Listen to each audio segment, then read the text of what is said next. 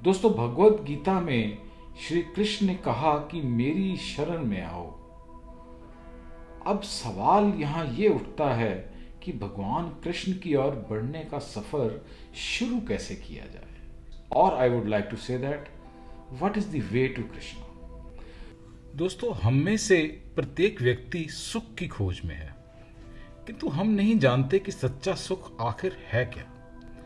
हम अपने चारों ओर सुख का विज्ञापन तो बहुत देखते हैं, किंतु प्रत्यक्ष रूप से सुखी लोग हमें बहुत ही कम दिखते हैं। इसका कारण कहीं ना कहीं ये है कि बहुत ही कम लोग ये जानते हैं कि सच्चे सुख की स्थिति नश्वर पदार्थों से कहीं परे है। ये वह सच्चा सुख है जिसका विवेचन भगवत गीता में भगवान कृष्ण ने अर्जुन को समझाया है। सुख का अनुभव आमतौर पर हमारी इंद्रियों के माध्यम से होता है। उदाहरण के लिए चलिए एक बात करते हैं एक पत्थर की। अब एक पत्थर के पास कोई इंद्री नहीं है, तो इसका मतलब तो ये हुआ कि वो सुख और दुख का अनुभव नहीं कर सकता। विकसित चेतना अविकसित चेतना की अपेक्षा सुख और दुख का अनुभव अधिक गहराई से कर सकती है। अब वृक्षों की बात करते हैं। वृक्षों में चेतना होती है, किंतु वह विकसित नहीं होती। वृक्ष सभी ऋतुओं में दीर्घ काल यानी बहुत लंबे समय तक खड़े रह सकते हैं, पर उनके पास दुख अनुभव करने का कोई साधन नहीं है। यदि किसी मानव को वृक्ष के समान केवल 3 दिन या इससे भी कम समय तक खड़ा रखा जाए तो वैसे ये सहन ही नहीं कर पाएगा। सारांश में मैं ये कहूं तो कि प्रत्येक चेतन प्राणी सुख दुख का अनुभव अपनी चेतना के विकास के अनुसार ही करता है। प्रभुपाद जी ने यह भी कहा इसके अंदर कि इस भौतिक संसार में हम जो सुख अनुभव कर रहे हैं वह सच्चा सुख नहीं है। यदि कोई व्यक्ति किसी वृक्ष से पूछे कि भाई क्या तुम सुखी हो, तो वृक्ष यदि बोल सकता तो कदाचित यही बोलता, मैं तो यहां वर्ष भर से खड़ा खड़े बहुत सुखी हूं, वायु और हिमपात का बहुत ही आनंद ले रहा हूं। एक वृक्ष इस प्रकार की स्थिति में आनंद अनुभव कर सकता है, परंतु मानव के लिए आनंद का अनुभव ये एक अत्यंत निम्न स्तर का है। सुख की परिकल्पनाएं भी और अनुभूतियां भी विभिन्न प्रकार की और अलग अलग श्रेणियों की हैं। यद्यपि एक पशु ये देख सकता कि दूसरे पशु की हत्या हो रही है, तथापि वह घास खाता रहेगा, किंतु उसके पास समझने की कोई ये योग्यता नहीं है कि अगली बार शायद वो भी मारा जा सकता है। वह सोचता है कि मैं सुखी हूं, पर दूसरे ही क्षण वह मारा जा सकता है। इस प्रकार सुख की अलग अलग श्रेणियां होती हैं, किंतु इन सब में सर्वोच्च सुख क्या है? भगवान श्री कृष्ण अर्जुन से कहते हैं उस परमानंद की स्थिति में, यानी कि समाधि की अवस्था में साधक दिव्य इंद्रियों के द्वारा अंततः दिव्य सुख का अनुभव करता है। इस प्रकार स्थित हुआ साधक सत्य से कभी भी विचलित नहीं होता। ऐसा भगवद गीता के 6 अध्याय श्लोक 21 में भगवान कृष्ण ने इस बारे में कहा। यदि कोई मानव सुख प्राप्त करना चाहता है तो उसे बुद्धिमान होना आवश्यक है। पशुओं के पास वस्तुतः विकसित बुद्धि नहीं होती, इसलिए वे जीवन का ऐसा सुख नहीं ले सकते जैसे मानव ले सकते हैं। एक मृत व्यक्ति के भी हाथ, पैर, आंख, नाक आदि सब इंद्रियां होती हैं, परंतु फिर भी वो यूं ही पड़ा रहता है, लेकिन वह आनंद नहीं ले सकता। ऐसा क्यों?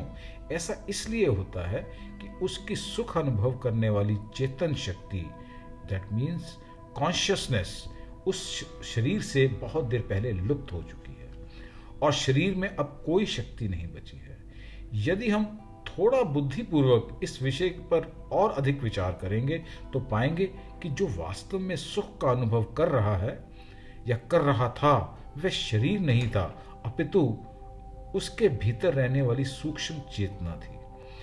वही आंखें हैं हमारी, वही हमारा शरीर है।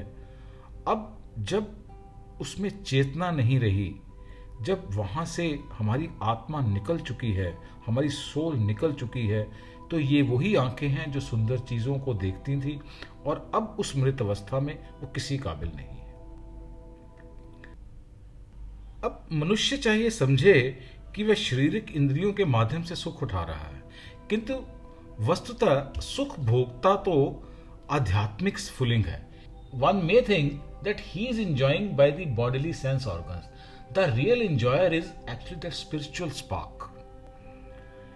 उस स्फुलिंग में सदा आनंद उपभोग करने का सामर्थ्य रहता है, किंतु भौतिक आवरण के कारण वह सामर्थ्य हमेशा अभिव्यक्त नहीं होता।